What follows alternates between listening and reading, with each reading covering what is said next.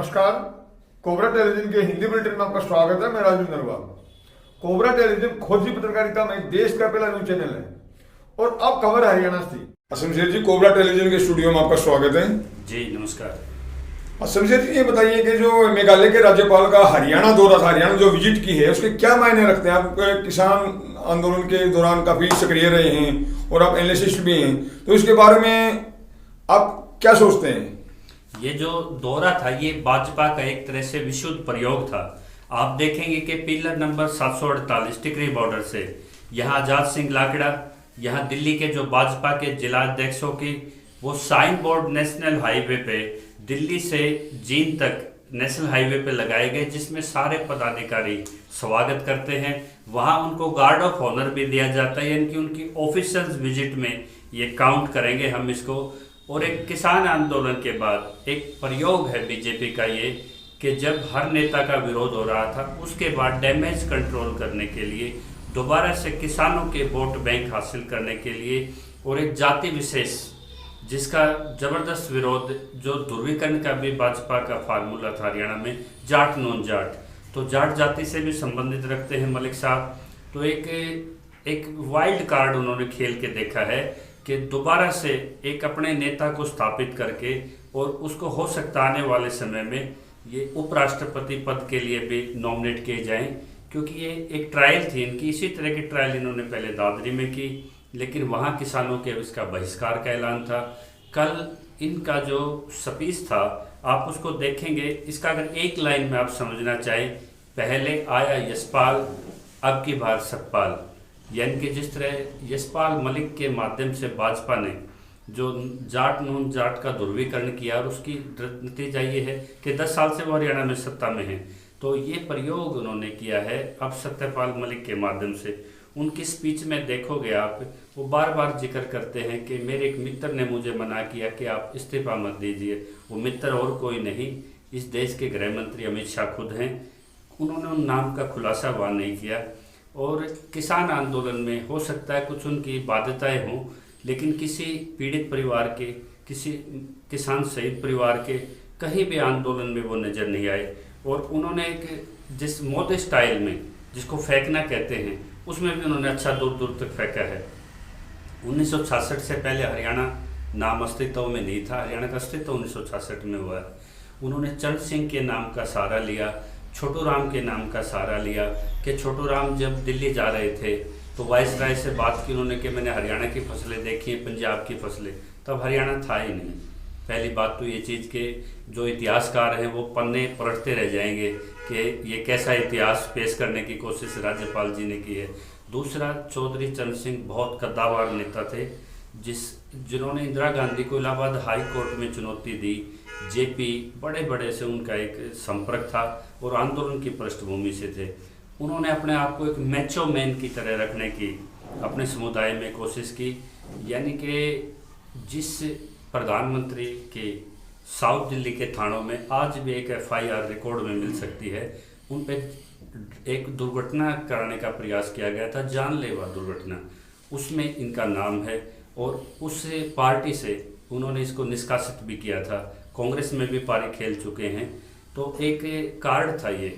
और दूसरा, उन्होंने लाल किले का बड़ा भावनात्मक यूज करने की कोशिश की पूरे आंदोलन में। जब लाल किले की घटना होती है, ना कोई SKM का नेता उसकी जिम्मेदारी लेता और ना ही इनका कोई बयान उस समय आता कि इस पे सबसे बड़ा हक खालसा का है, ये जो इन्होंने कर दिया किसानों ने वो ठीक कर दिया।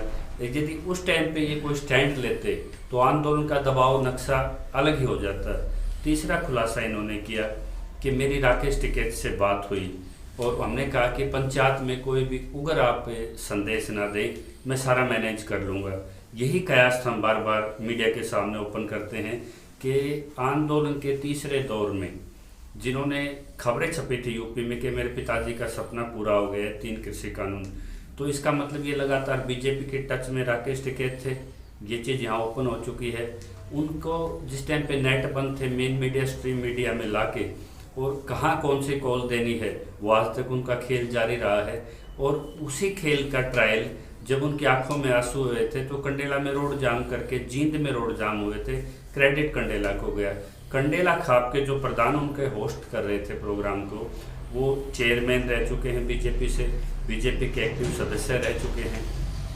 यानी कि इसका सारा जो था वो प्रोग्राम बीजेपी का था, और यही कारण है कि उसमें एक बड़ी उम्मीद किसानों को ये थी कि कमेटी नहीं कानून चाहिए, जिसका बार बार उन्होंने कहा कि दादा छोटू राम ने सीधा 3 रुपये की बजाय 7 रुपये गेहूं का रेट, मतलब अपनी फसल का मूल्य खुद निर्धारित अंग्रेजों के टाइम किया था, आज भी आवश्यकता है। तो उस गारंटी कानून पे वो चुप रहे। जितने पिक एंड चूज करके आज केस लंबित हैं हरियाणा में, पंजाब के 18,000 केस हैं, 47,000 हरियाणा में केस हैं, उन केसों को एक कलम से खारिज करने के लिए मैं प्रधानमंत्री के सामने बात रखूंगा। वो भी उनका वहाँ साइलेंट नजर आए। उन्होंने इसका भावनात्मक जरूर किया। पंजाब में भी अपनी रीच बढ़ाने के लिए उन्होंने लाल किले की घटना को जस्टिफाइड किया। कुल मिला के उनका ध्यान एमएसपी कानून के लिए कोई आश्वासन किसानों को ना देने का, या उस मुद्दे को आगे रख के खुद अपनी पहल करने का ना रह के, उन्होंने जिनके इशारे पर, ये कहते हैं कि मेरे इशारे पे कश्मीर में ये धारा हटी। यानी कि जब आप 370 की बात करते हैं, जब आप कहते हो कि एक फायर भी नहीं हुआ वहाँ पे, कश्मीरी और कश्मीरियत का एक तरह से इन्होंने भद्दा मजाक उड़ाया है। कश्मीरी युवाओं को फेवर में लेने के लिए संघ के पहले से अधिकारी वहाँ कई साल पहले नियुक्त किए गए। नेशनल टीम क्रिकेट की देखी होगी, हर जगह उनकी भागीदारी मेन स्ट्रीम में दिखाई गई, उनको पूरा भरोसे में लिया गया पहले। मतलब ये मैं इसके पक्ष में हूँ कि वो आज भारत का राज्य है, हम मानते होना भी चाहिए था, लेकिन उसका क्रेडिट ये लेने का कि एक गोली भी नहीं चलेगी, आप मेरे पे आश्वासन कीजिए। तो जो संघ का 30-35 साल से जो एजेंडा था उसका भी श्रेय उन्होंने अपने कंधों पे लेने की कोशिश की। और जैसे लाल किले घटना पे बयान है, 370 पे बयान है, कश्मीर का जिस तरह से दूसरी तस्वीर यहाँ रखने की कोशिश की, उसके बाद अगले दिन तक कोई भी भाजपा के सीरियस नेता की कोई इस पर प्रतिक्रिया नहीं आती। इसका मतलब इनको फ्री हैंड खेलने के लिए दिया जा रहा है। मात्र 5-6 महीने इनके एक्सटेंशन के हैं, आगे इनको एक्सटेंशन अभी फिलहाल सरकार नहीं दे रही।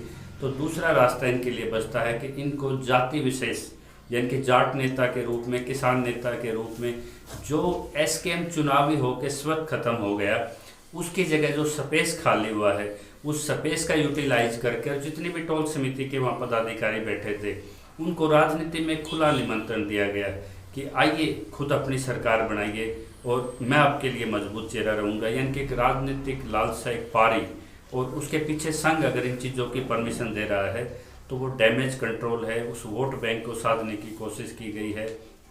इसी तरह का प्रयोग हरियाणा में सांगवान खाप के प्रधान के माध्यम से भी किया गया था कि आप जन भावनाओं से और जनता से जुड़िए, लेकिन वो प्योर तौर से आंदोलन के साथ आंदोलनकारी बन गए। हालात परिस्थितियाँ किसानों ने ऐसी बनाई कि नेतृत्व किसी राजनीतिक हाथों में नहीं दिया। तो इसी तरह के प्रयोग यहाँ पे इन्होंने रखने की कोशिश की है। बड़ा अहम मुद्दा था एमएसपी कानून। यदि वो कहते कि मैं एमएसपी के लिए प्रधानमंत्री से बात करूँगा, मैं 29 राज्यों के किसानों की समस्या करूँगा, बहुत तब लगता कि एक किसान नेता एक अपने दर्द में आया है, किसी पीड़ित परिवार के वो परिजनों से मिलते, घर जाते, वो भी एक बड़ी बात थी। उस चीज़ पे भी वो साइलेंट रहे। उन्होंने एक कैंपेन की शुरुआत की है कि एक पॉलिटिकल पार्टी कैंपेन की। अब वो 10 तारीख के नतीजे के बाद खुल जाएगा कि ये आरएलडी के साथ मिलके कैंपेन करेंगे या बीजेपी के ही पाले में रह के कैंपेन करेंगे। क्योंकि एक बड़ी कोटेशन थी चरण सिंह के टाइम की, वो कहते थे कि ये जो लाल मुंह वाला बंदर है इस पे कभी भरोसा मत करना। और उसने जब उनको उचित दूरी रखी अपने राजनीतिक करियर में, आज उसी चरण सिंह का बहाना लेके, उसी छोटू राम को याद दिला के आज ये उस कौम को भरमाने की कोशिश की गई है। और यहाँ तक कि किसानों में इसका दबे शहरों में विरोध भी है। और ये प्रतिक्रिया आपको सतनाम भाई अच्छे से बताएंगे, पूछताछ दल से हैं। हरियाणा स्कीम की टीम भी वहाँ पे, जहाँ सांड की प्रतिमा है, वहाँ इन्होंने बेड़िया डाल के एमएसपी कानून चाहिए कमेटी ने पूरा दिन वांछन किया है। ये बता पाएंगे इन्होंने क्या आकलन किया। सतनाम जी, आप कंडेला गांव में गए थे, जो राज्यपाल जी वहाँ पे विजिट कर रहे थे, वहाँ पे उनका प्रोग्राम था, तो आप लोगों को क्या प्रतिक्रिया में क्या करने गए थे वहाँ पे, क्या चाहते हैं आप? देखो जी, एमएसपी का कानून बनने के लिए अभी तक किसान बॉर्डरों पे, टिकरी बॉर्डर पे और सिंगू बॉर्डर पे बैठे हुए हैं। तो हमारी जो हम टीम है वो पूछती है कि किसानों के लिए किया क्या।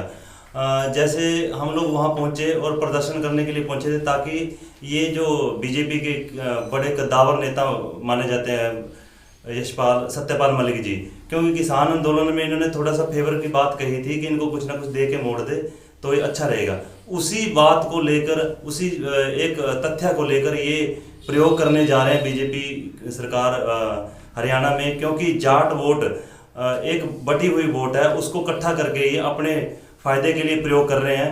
क्योंकि इधर हरियाणा में इनका कोई भी जाट नेता नहीं है और किसान आंदोलन ने इनकी वोट बैंक को काफ़ी काटा है। आगे ये सारे को इकट्ठा करके, जैसे सत्यपाल मलिक ने ये बात कही भी है कि आगे हमें राजनीति में आएंगे, हम आंदोलन करना छोड़ देंगे। ये सीधा एक प्रहार है, संघर्ष जो कर रहे हैं कि आंदोलन करना छोड़ दो, सीधा राजनीति में आएंगे और पूरे देश में जाके घूम घूम के हम संदेश देंगे कि राजनीति में आओ। तो ये सीधा सीधा सा एक सवाल खड़ा होता है कि कैसे इन्होंने सब किसानों को आह्वान कर दिया कि राजनीति में जाओ। और दूसरी बड़ी बात है ये है कि कोई भी मुंह से एक शब्द नहीं निकला कि हरियाणा और पंजाब पे इतने केस हैं, उसका क्या समाधान होना चाहिए। मैं सिफारिश करूंगा सेंटर की गवर्नमेंट को, क्योंकि वो रद्द किए जाएं। किसी भी चीज़ पे कोई बात नहीं हुई। तो हम लोग वो प्रदर्शन करने गए थे, प्रदर्शन किया भी और वो प्रदर्शन सक्सेसफुल भी रहा। तो ये सब बातें थी। तो वहाँ पे जैसे आप गए, जाकर आपने वहाँ पे हमने देखा कि आपके फुटेज वगैरह भी हैं जो वहाँ सांड के साथ में फोटो खिंचवा रखे आपने, और आपकी पूरी टीम गई थी वहाँ पे। तो क्या काले झंडे वगैरह आपने वहाँ पे दिखाने दिए या पुलिस ने कोई सिक्योरिटी वगैरह नहीं रोका आपको? नहीं, वहाँ सीआईडी बहुत पुलिस प्रशासन लगा हुआ था और काले झंडे, क्योंकि वो बड़े नेता हैं, उनको काले झंडे दिखाने के लिए हमें दबाया गया। हमने काले झंडे दिखाए तो नहीं, लेकिन हमने जो कंडेला गांव में सांड की प्रतिमा, जो शहादत एक हमारे नंदी महाराज की हुई है किसान आंदोलन के पहले भी किसानों के हित में, जो ऐतिहासिक स्थान है वो, तो वो वहाँ हमने प्रदर्शन किया और वहाँ बैठे अपना रोष प्रदर्शन जताया वहाँ। तो वहाँ जो सीआईडी वाले बैठे थे और पुलिस वाले बैठे थे, उन्होंने इस रोष को एक दबाने का काम किया है और दबाया, लेकिन फिर भी हमारी बात वहाँ तक पहुँची है। दूसरा, उन्होंने पानीपत में जिक्र किया। मैं बात करूंगा संभालका के पास, और वहाँ देखा होगा 7 जगह अडानी लॉजिस्टिक की चेन खड़ी की गई। उन्होंने कहा मोदी के मित्र, अडानी लॉजिस्टिक की चेन बनी थी। कृषि मंत्री को अपने 4 एकड़ की ज़मीन रजिस्ट्री कैंसिल करानी पड़ी थी। जो स्टोरेज के लिए सीएलयू कंडीशन की थी, उसको 3.5 करोड़ को घटा के रात को 22 लाख कर दिया गया था। तो उन मित्रों के बारे में भी उन्होंने जो खुलासा किया है, वो राज्यपाल की सीट पे हैं। चाहे तो इस मामले की जांच करा सकते हैं, एक कैंपेन करा सकते हैं, लेकिन किसी भी आंदोलन के दौरान एक भी फिजिकल हाजिरी किसी पीड़ित के पास किसी आंदोलन में इनकी नहीं नज़र आई। ऐसा नहीं कि राजनीतिक आदमी आंदोलन में नज़र नहीं आए। आपने देखा होगा महम से विधायक कुंडू थे, आपके दादरी के सांगवान खाप के प्रधान थे, ये आंदोलन में लगातार अपना सहयोग और हाजिरी देते रहे।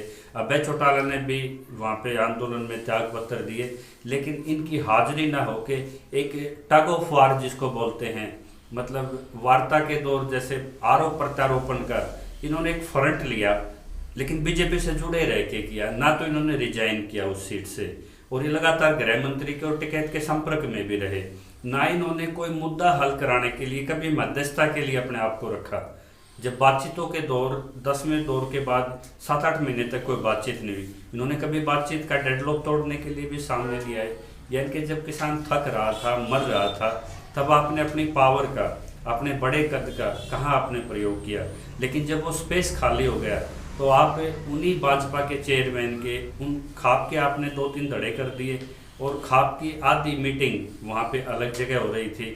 तो एक तरह से ये पूरा इसके लिए जाल बिछाया गया। इन्हीं खाप ने जिन्होंने होस्ट की, इन्होंने रोड बरादरी को भी और जो नॉन जाट बरादरी को, करनाल पानीपत तक को अपने फेवर में लिया, छोटी छोटी इवेंटें की, उसी तरह से वहाँ से भीड़ जुटाई गई। तो एक तरह से बीजेपी की एक विशुद्ध रूप से एक राजनीतिक प्रयास था। किसान वर्ग इसको नकारता है।